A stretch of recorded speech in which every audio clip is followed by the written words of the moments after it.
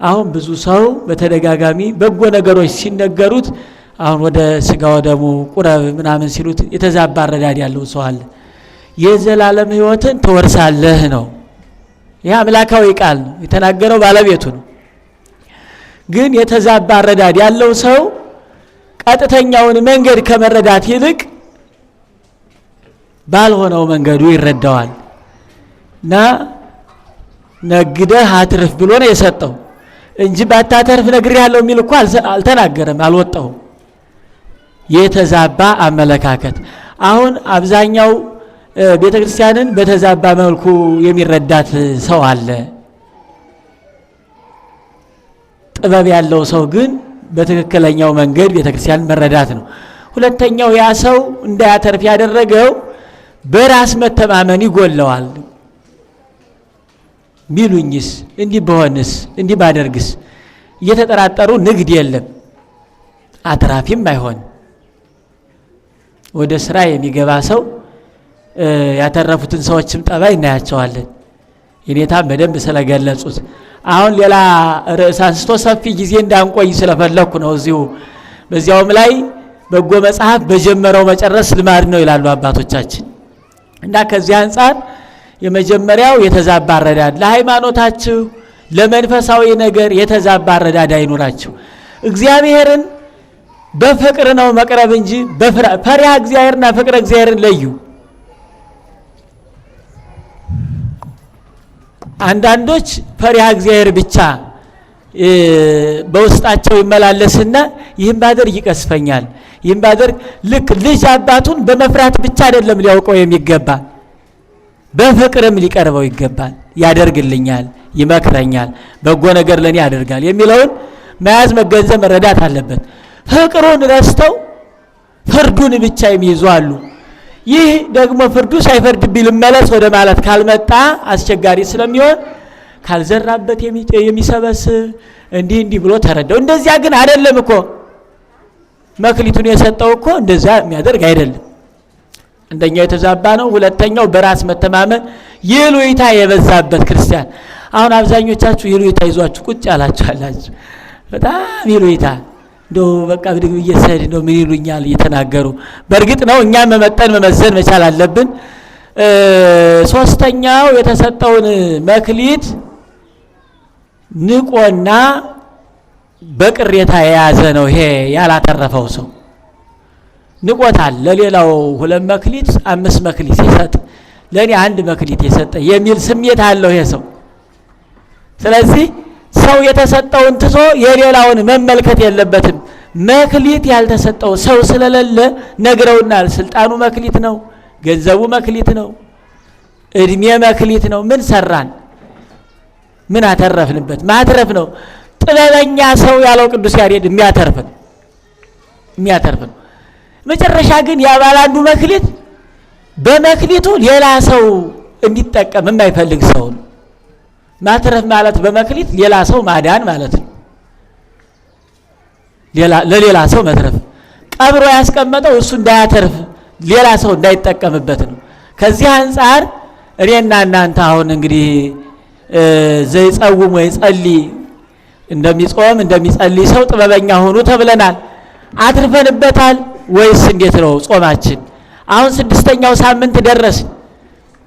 ጾማችን ከስርዓት ወደ ህይወት መምጣት አለበት። እንደ ስርዓቱ እስከ 9 ሰዓት እየዋልን ነው፣ እስከ 11 ሰዓት እየዋልን ነው። ይኸው ቀኑም እንግዲህ ጾሙ ሊያልቅ 6ኛው ሳምንት ጀመር ነው። ይሄ ስርዓት ነው።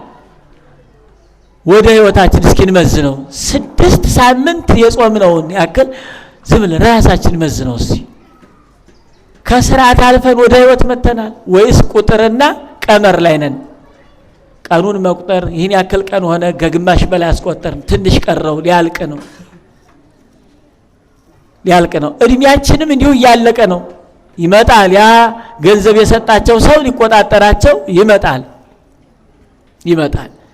እኛ በጎ የሰሩት ለአምላካቸው ፍቅር ያላቸው የአምላካቸውን ፍቅር ሊገልጹ ያሰቡት ባላቸው የጀመሩ ፈጥነው ወደ ስራ የገቡ በጀመሩት ከእጃቸው ላይ በላይ ባለው ነገር ትርፋማ የሆኑ አሉ። ስለዚህ ጥበበኛ ሰው ማለት በጾመው ጾም የሚያተርፍ ነው። የህይወት ለውጥ ማምጣት ነው። አንዲት ሙሽራ በተዳረች በሁለት ወሯ ባለቤቷ ትቷት ወደ ውጭ ሀገር ለስራ ይሄዳል እና ይቺ ሰው በዝሙት ጾር ትፈተናለች እና በዝሙት ጾር ስትፈተን ጸላዔ ሰናያት አነሳሳትና ሄዳ ዝም ብላ አንዱን ወጣት እባክህ ፈቃዴን ፈጽምልኝ ብላ ያዘችው። አረ በፍጹም አይሆንም እምቢ አላት። ለምንድነው እምቢ የምትለኝ ብላ በግድ ስትለው አይ እኔ ሌላ በደል ስራ ኃጢአት ሰርቼ እግዚአብሔርን አሳዝኜ ከንስሐ አባት ሄጄ አሁን እኔ ቀኖና ተቀብያለሁ፣ ለአንድ ወር ጾም ተሰጥቶኛል። ስለዚህ አሁን አንድ ወር ጾም ስላለብኝ ደግሞ ሌላ ተጨማሪ እግዚአብሔርን ማሳዝን አልፈልግም ማለት በግድ እምቢ ብላ ስትይዘው እንግዳስ ለ30 ቀን ነው ጾም የሰጠኝ አባቴ 15ቱን ቀን አንቺ ጹሚ 15ቱን ቀን እኔ ልጹም አላት። እሺ አለችና ፈቃዷን እንዲፈጽምላት የዚያን ንስሐ የገባውን ሰው ጾም ለ15 ቀን እሺ ብላ ተቀበለች። አስባችሁታል ክርስቲያኖች? ይቺ ሰው ከጾም በኋላ ያላትን ሐሳብ አስቡት። ኪሳራ የሚያስከትል ጾም የተከበረ መክሊት ማለት ይሄ ነው። ውጤት የሌለው ከእግዚአብሔር ጋር የማያገናኝ ልክ በዚህ በግብረ ሐዋርያት ላይ ሐዋርያው ቅዱስ ጳውሎስን እስከምንገለው ድረስ እህል እንዳትበሉ ብለው ጸሐፍት ፈሪሳውያን አወጁ። ጳውሎስን እስከምንገለው እህል እንዳትበሉ። እንዲህ አይነት ጾምም አለ ማለት ኩኑ እንከ ከመ ብእሲ ጠቢብ፣ ጾማችሁ የሚያተርፍ ጾም ይሁን። የሚያተርፍ ጾም ይሁን። ዘይጸውም ወይጸልይ ወያስተሰሪ በእንተ ኃጢአቱ፣ ኃጢአትን የሚያስተሰሪ ይሁን እና ያቺ ሰው እሺ ብላ ለ15 ቀን እየጾመች አንድ 7 ቀን ከጾመች በኋላ በውስጧ እንደ እሳት ይቀጣጠል የነበረው ያ የዝሙት ጾር እየቀነሰላት መጣ። በ14ኛው ቀን ለዚያ ወጣት አይ ያን ያልኩን ነገር ትቼዋለሁ ብላ ላከችበት። አያችሁ አጽሞ ማለት ነው። አሁን እኛ ጥበበኛ ሰው በመክሊቱ እንዳተረፈ ሰው በጾማችን በህይወታችን ከስርዓት ወደ ህይወት መተናል አልመጣንም የሚለውን ነገር ማየት ነው። እንደ ስርዓቱ ብቻ መጓዝ፣ ቁጥሩን ብቻ መቁጠር፣ 6ኛ 8 በቃ 7ኛው 8ኛው ትንሽ ቀረን 2 ሳምንት እንደውም ገና ጾሙ ሳያልቅ ከጾም በኋላ ስላለው ቀን መጨነቅ። በጾሙ ምን አትርፈናል? ጾም ትርፋማ የምትሆነው ጾም ንግስት ናት። ንጉስ ንግስት ደግሞ ይታጀባል። ጾም አንደኛ የምትታጀበው በፍቅር ነው። ፍቅር ይዘን በጎረቤቶቻችን አብሮን በሚኖሩት በመስሪያ ቤት በምንውልበት አካባቢ በምናገለግለው አገልግሎት በፍቅር የታጀበ ጾም ከሆነ እሱ መልካም ነው። አለበለዚያ ብቻውን የሚሆን ጾም ረሃብ ነው ሊሆን የሚችል ረሃብ ነው። እንግዲህ ከመጀመሪያው ጀምረን የሳምንቱ ትርጓሜው እየተነገረን መጥተናል። የመጀመሪያው ዘወረደ ተብሎ የእግዚአብሔር መምጣት የእግዚአብሔርን መውረድ ሰው የመሆን መንገድ ተነገረን። እግዚአብሔር ሰው የሆነው ደግሞ እኛን ለመቀደስ ነው ብለን በሳምንቱ ስለ ቅድስና ሕይወት ጾም ማለት ቅድስናን ገንዘብ የሚያደርጉበት እንደሆነ፣ ቀጥሎ ደግሞ ቅድስናን ገንዘብ የምናደርግባት ቤተክርስቲያን ምኩራብ ብለን በምኩራብ ውስጥ በእያንዳንዳችን ሕይወት ውስጥ የቅድስና ምንጭ የሆነውን የእግዚአብሔርን ሰው መሆን ተዘክሮተ መስቀልን ሞተ ወልደ እግዚአብሔርን ፍቅርን ትሕትና እንደምንይዝ መቅደስ የተባለ የኛ ሕይወት እንደሆነ፣ ከዛም ቀጥሎ በመቅደስ ውስጥ ያለው ከደዌው ነፃ እንደሚሆን መጻጉን 38 ዓመት በበሽታ ቢኖር እንኳን ምንም ዘመኑ ቢረዝም እግዚአብሔር እንደማይቀር ተስፋ እንዳንቆርጥ በእያንዳንዳችን ውስጥ ያሉትን መከራዎች እንደሚያስወግድልን፣ ቀጥሎ የእግዚአብሔርን መምጣት ዛሬ ደግሞ እግዚአብሔር ሲመጣ ለእያንዳንዱ የሰጠውን መክሊት ይቀበላል። ከእያንዳንዳችን መክሊቱን ይቀበል። ጥበበኛ ሰው ሁኑ። ጥበበኛ ማለት ክፉውን ከበጎ ለይቶ የሚያውቅ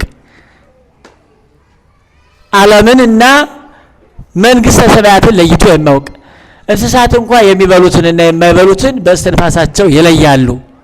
ከዚህ አንጻር ኩኑ እንከ ከመ ብእሲ ጠቢብ፣ እንደ ጥበበኞቹ ሰዎች ሁኑ። የማያተርፍ ስራ አትስሩ። ትርፍ ማለት በመንግስተ ሰማያት ላለው ህይወት ከእግዚአብሔር ጋር የሚያገናኝ ወደ ጌታ ደስታ ግባ። አስባችኋል ክርስቲያኖች? ወደ ጌታ ደስታ ግባ። የጌታ ደስታ ማለት ከእግዚአብሔር ጋር መኖር ማለት ነው። ከቅዱሳን ህብረት መኖር ማለት ነው። እንደዚህ ዓለም ደስታ በመከራ በዘመን በጊዜ የሚነጠቅ ማለት አይደለም። የዘላለም የሆነ ደስታ ማለት ነው። ከተሰጠ የማይነጠቅ የራስ የሆነ ደስታ ማለት ነው። ከውጭ በሚመጣ ሳይሆን ከውስጥ በሚፈልቅ ደስታ መኖር ማለት ነው። እሱን ሰላም ማግኘት ማለት ነው። ጾማችን እሱን ሰላም የሚያሰጥ ሀገራችን አታው ተቸግራበት ያለችውን እንደምታዩት ግራ የተጋባበት ሁኔታ ላይ ነው ያለነውና እንደ ጥበበኛ ሰው ሁኑ። በምንሄድበት ሁሉ የሚያተርፍ ስራ እንስራ።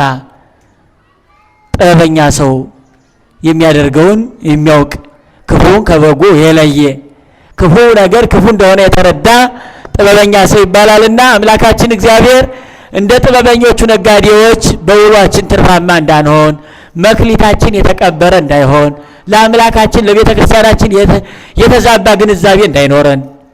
አዎ መቼስ እናት ለልጇ ስታጥበው ያለቅሳል። ሕፃን ልጅ እናቱ ስታጥበው ያለቅሳል። አሁን የምታጥበው እሱን ለመጉዳት አይደለም። አሁን ሁለተኛ ክፍለ ትምህርት እንዲተማሩ እናንተን ለመጉዳት አይደለም፣ ጥበበኛ ሰው ለማድረግ ነው። እና አሁን አረዳዱ እንደዚያ እንደ መክሊቱ አንድ መክሊት እንደተሰጠው ሰው የተዛባ አረዳድ ያለው ከበጎ ይልቅ ያልሆነውን፣ ጥበበኛ ሰው ግን በጎውን ይረዳልና አምላካችን እግዚአብሔር ቤተክርስቲያናችን የምትለንን ተረድተን በውሏችን በስምሪታችን ሁሉ ትርፋማ እንድንሆን ይርዳን። ወስብሐት ለእግዚአብሔር። ይቆየን።